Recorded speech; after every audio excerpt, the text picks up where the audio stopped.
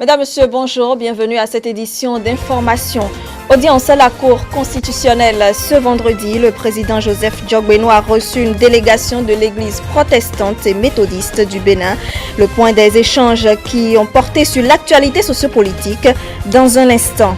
Rabiou Gaba, le président du syndicat des transporteurs et importateurs associés du Bénin, est monté au créneau hier. Dans une conférence de presse, il dénonce le choix de leur représentant qui prendra part au sommet de l'UEMOA sur la charge à l'essieu.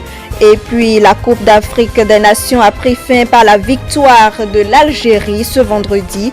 Ici à Cotonou, les Béninois se sont rassemblés nombreux pour suivre les derniers instants de cette compétition. L'ambiance qui a régné au centre de jeu Soweto à l'issue donc de cette édition.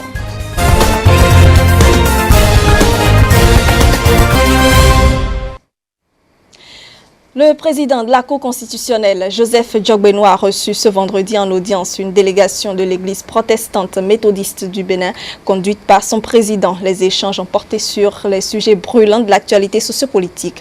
À l'issue de leurs échanges, Pondessou Amos Honsa nous fait le point de sa sortie d'audience. Il est au micro de Émeric Okupeli et de Paul Esther Saoussi.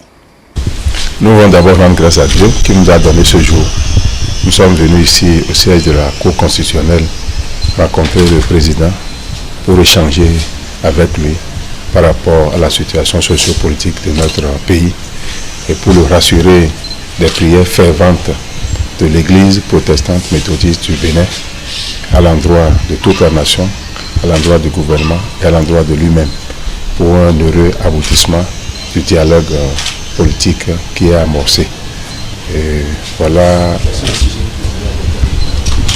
c'est principalement ce sujet que nous avons abordé parce que notre paix dépend de la paix du pays qui nous habite, comme a dit le prophète Jérémie au chapitre 29, par rapport au dialogue amorcé par le chef de l'État et toute la classe politique. Nous les avons félicités, encouragés à aller de l'avant et avons exhorté les uns et les autres à apporter leur contribution pour un aboutissement heureux de ce dialogue qui est amorcé. Nous avons été très bien reçus par le président. Nous voulons le remercier et nous prions encore Dieu pour lui, le Seigneur pour lui et tous ses collaborateurs afin qu'ils travaillent dans la sérénité, dans la paix et dans la joie pour le bonheur de notre nation. Le président de la Cour constitutionnelle nous a rassuré de la bonne volonté du gouvernement et de l'institution qu'il dirige d'accompagner sereinement et tout ce que chaque institution doit faire pour un aboutissement heureux de ce dialogue. Il faut donc dire que les responsables de l'Église protestante méthodiste du Bénin et du Conseil œcuménique des églises du Bénin sont heureux du début du dialogue politique. Ils ont exprimé leur joie à travers une déclaration de presse ce vendredi à Cotonou. Ils félicitent donc le chef de l'État pour avoir tenu parole et convient la classe politique à poursuivre dans la même dynamique. Suivez. Les églises membres du CONEB, Conseil œcuménique national des églises du Bénin, à savoir Église protestante méthodiste du Bénin, Église des chérubins et séraphins, Église du christianisme céleste, Église catholique mariavite, Église orthodoxe, Église méthodiste africaine du Bénin, aimable, Église première mission africaine Bodawa, ont décidé de partager avec vous leur joie pour l'exaucement de leurs prières et l'amorce du dialogue au bénéfice de la paix et de la concorde. À travers la présente déclaration, nous, Église membre du CONEB, tenons à féliciter et encourager le chef de l'État pour son ouverture et l'amorce du dialogue politique promis. Saluons l'humilité et le patriotisme des partis qui ont pris part à cette séance du lundi 15 juillet 2019. Invitons tous les autres partis concernés à cette même ouverture afin que chaque formation politique propose en toute liberté ces solutions pour une paix durable. Demandons à toute la classe politique de poursuivre ce dialogue en vue de la décrispation totale de la situation post-électorale. Enfin, rassurons le chef de l'État et le peuple béninois de nos prières ferventes pour l'aboutissement heureux du dialogue politique amorcé en vue de la consolidation de la démocratie et de la paix durable au Bénin. Au reste, nous vous recommandons à cette parole du prophète Jérémie: recherchez le bien de la ville où je vous ai amené en captivité et priez l'Éternel en sa faveur, parce que votre bonheur dépend du sien. Que Dieu, notre Père, bénisse le Bénin et bénisse ses enfants. Amen. Sur un autre registre, le président du syndicat des transporteurs et importateurs associés du Bénin, Sintra INAB, était face à la presse ce vendredi. Rabiou Gaba et les membres de son syndicat dénoncent le choix de leurs représentants au sommet de l'UEMOA sur la charge à l'essieu. La rencontre se tiendra à Ouagadougou le 22 juillet 2019. Le Sintra INAB exige un transporteur pour une belle participation du Bénin à cette importante rencontre. Pour plus de précisions, je vous invite à suivre Rabiou Gaba. C'est un enseignant de carrière qui, je ne sais pas quelle alchimie, s'est retrouvé dans une structure syndicale, pour être plus précis, du nom de Cofetrice, et qui jouerait le rôle du secrétaire exécutif, et qui serait choisi pour aller représenter les transporteurs béninois à ce sommet. Et nous avons dit, les transporteurs béninois sont bien aguerris aujourd'hui pour se défendre. Avant, c'était que les cadres qui allaient. Mais lui, moi, a vu que, mais pourquoi ne pas associer les vrais acteurs? Raison pour laquelle, depuis quelques années, les acteurs, les transporteurs et les conducteurs participent à ce sommet. Même si il était dit que c'est Cofetri qui doit aller représenter, je ne suis pas contre, mais je ne sais comment, pour quelle raison on choisit un enseignant pour aller représenter nous, notre monde. Si vous lui posez la question de savoir quelles sont les difficultés des transporteurs sur le corridor Cotonou-Niamey, il ne peut que vous le dire sur le papier. Mais est-ce qu'il vit cela? Non. Dans notre cher pays, il y a eu des réformes aujourd'hui. Et ces réformes prennent en compte nos intérêts. Et nous ne pouvons pas comprendre que on fasse un choix contre les réformes qui sont en train d'être faites. Et nous avons appelé les cadres qui ont opéré ce choix. Ils nous ont dit ils veulent faire de façon rotative et que c'est le tour de Pétrance est allé maintes fois. Maintenant c'est le tour de Cofetrice et peut-être les fois à venir ce serait... Non, nous ce n'est pas les structures. Prenez celui qu'il faut à la place qu'il faut. Pour que demain, quand il sera en train de restituer, qu'on puisse dire oui, il vit la réalité. Au Niger, les gens ont voulu le faire. Ont voulu faire textuellement ce qui est en train de se passer au Bénin. Mais c'est le président des syndicats des transporteurs de marchandises du Niger qui a tapé la main sur le poing et dit non, des gens qui n'ont pas goujon, qui n'ont pas, même goujon, je ne parle même pas encore de titre de transport, ils n'ont pas un goujon. Comment ils peuvent aller représenter ceux qui apportent une plus-value à l'économie de leur pays? C'est pas possible. Donc nous ne sommes pas contre la structure cofétrice, mais nous ne pouvons pas accepter qu'un enseignant nous représente. On ouvre la page sportive avec les Sénégalais qui ont perdu donc la finale de la Coupe d'Afrique des Nations Égypte 2019. Et à Cotonou, malgré la distance, les Béninois n'ont rien raté de ce moment de foot qui a tourné à la faveur des Fennecs. Latifou Boni et Silas Zoui nous proposent l'ambiance qui a régné hier soir au centre de jeu Soweto d'Akpakpa. Suivez. Une finale sans les écureuils, forcément, l'ambiance est en deçà de la tension vécue il y a de cela quelques jours. Ambiance davantage plombée par l'ouverture matinale du score par les Fennecs d'Algérie. La place Soweto, qui visiblement penche ce soir pour les Lions de la Teranga, est tétanisée. L'ambiance sera aussi tiède jusqu'à la fin de la première partie. 45 minutes à jouer encore. Espérer est toujours permis. Mon espoir, c'est que Sénégal va gagner, va prendre le coup. Après la sortie des écureuils, nous sommes derrière nos voisins immédiats. Bon, il y a eu un petit incident qui a coûté un but aux Sénégalais. Bon, et depuis lors, ils ont repris le match à main. Vous avez observé qu'il y a eu une pression constante sur le camp adverse, c'est-à-dire sur le camp algérien. Nous espérons que cette pression-là sera maintenue, et si elle est maintenue, je pense que d'ici là, on pourrait avoir une égalisation. On est encore confiant, c'est-à-dire on croit encore. Comme ce que M. le maire vient de nous dire, on est derrière le Sénégal.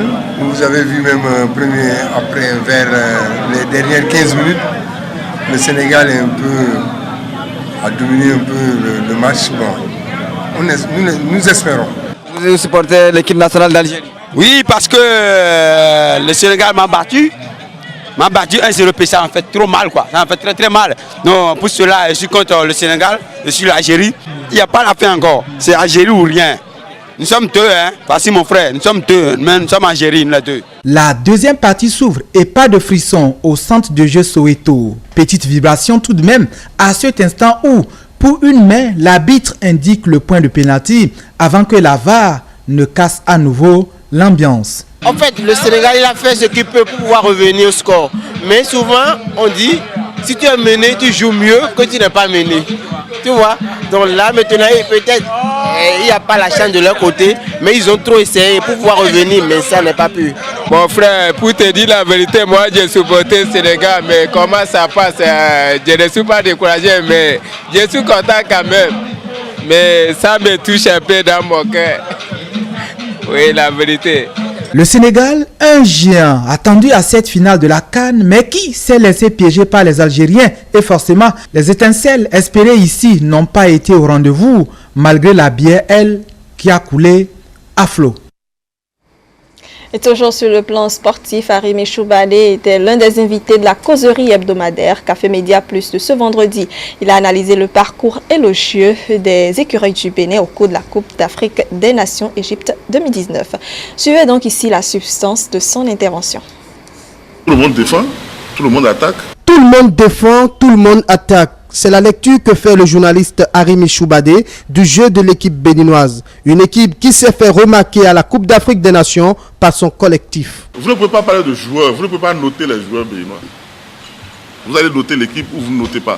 Ce n'est pas les joueurs, c'est le bloc équipe. Hein? Vous allez constater même des choses bizarres qui se passent où l'attaquant, il perd le duel, il ne va pas aux pressions, il retourne.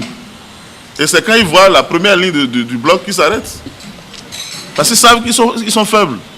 Mais qu'ensemble, ils sont redoutables. Et ça leur pose des problèmes quand ils trouvent des petites équipes. C'est ce qui s'est passé avec la Gambie, quand ils sont allés avec la Gambie déjà ici. Parce qu'avec les petites équipes, vous ne pouvez plus déjouer, c'est à vous de faire le jeu pour marquer des buts. Et vous avez vu ce qu'ont la Guinée-Bissau. Hein? Ils ne pouvaient pas se recroqueviller derrière, alors que c'est une équipe qui est censée être faible. Mais pour les grandes équipes, ça marche très bien. Quand les grands ils font 30 minutes, ils n'arrivent pas à scorer. Vous savez, si vous remarquez très bien, on n'a pas eu de but où les joueurs, par des actions concertées, sont entrés dans la surface de réparation pour mettre des buts. Soit c'est sur des incidents de jeu, sur des duels mal négociés, et qu'on prend des buts. Mais si on prend le bloc équipe, vous pouvez faire tout ce que vous voulez. Vous avez vu les Bané, non?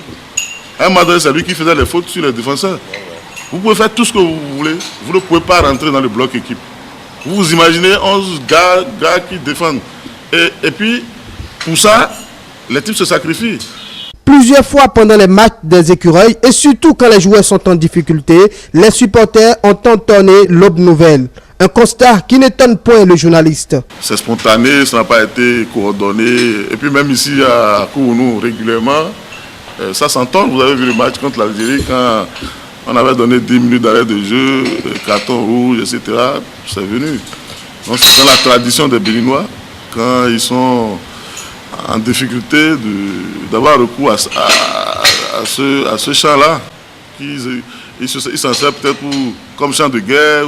La question des statuettes apportées par un journaliste béninois et qui aurait effrayé les joueurs bissau-guinéens n'a pas été occultée au cours de la causerie. Quand ils se plaignent des statuettes, c'est parce qu'eux-mêmes ils avaient des pratiques. Parce que s'ils n'avaient pas de pratiques, ils voyaient des statuettes, ça n'allait rien lui dire. Ils se demandaient si cette histoire des Béninois-là n'aura pas plus d'impact. Ce n'était pas instinct de suivi que le gars se plaignait des statuettes. Et il s'est vraiment plaint au niveau de l'hôtel. On nous a séparés pour le petit déjeuner. Et donc, voilà, ils ont même décalé l'heure. Parce qu'à la vue des statuettes, on a senti que le gars, il avait des problèmes. Hein? Et donc, Abou, il voyage toujours avec... c'est pas la première fois. Je ne sais pas si quelqu'un n'a jamais voyagé avec Abou. Il est même allé en France, partout, avec quand dans l'avion, lui, il étale ses 4 ou 6 statuettes. Voilà. De discussion en discussion, Arimi Choubadé a affirmé que le titre de meilleur joueur décerné au capitaine béninois Stéphane Sessegnon lors du match Bénin-Maroc a été bien mérité.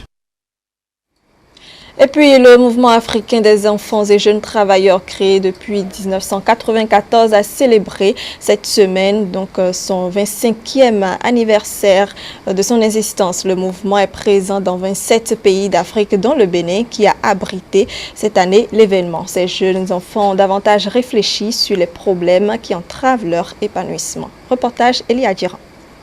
Installé depuis 1994, le mouvement africain des enfants et jeunes travailleurs est créé pour lutter contre toutes les formes de violence auxquelles sont soumises les enfants africains. Composé de plus de 1 million de membres et sympathisants et subdivisé en 415 organisations dans le monde, ce mouvement est présent dans 27 pays de l'Afrique. Jusqu'à présent, le bas blesse. On voit encore des enfants qui sont victimes de mariage précoce, des enfants qui sont victimes d'excision. Et on va avec eux, malgré que les traités sont signés, les décrets sont descendus, il y a des lois et textes qui interdisent toujours ces maux, ces problèmes qui sont liés à l'enfance. Mais jusqu'à présent, il y a des problèmes. Toujours, on sommes confrontés à ces problèmes-là. Il y a de cela 25 ans que le mouvement africain des enfants et jeunes travailleurs existe dans nos différents pays. Et nous menons ces activités à l'endroit des enfants, mais nous constatons qu'il y a certaines difficultés, certaines maltraitances qui sont encore à l'endroit des enfants. Et nous sommes ici pour mieux parler de ça, pour voir quelles solutions nous pouvons encore adopter pour prévenir ces enfants qui sont encore dans les difficultés.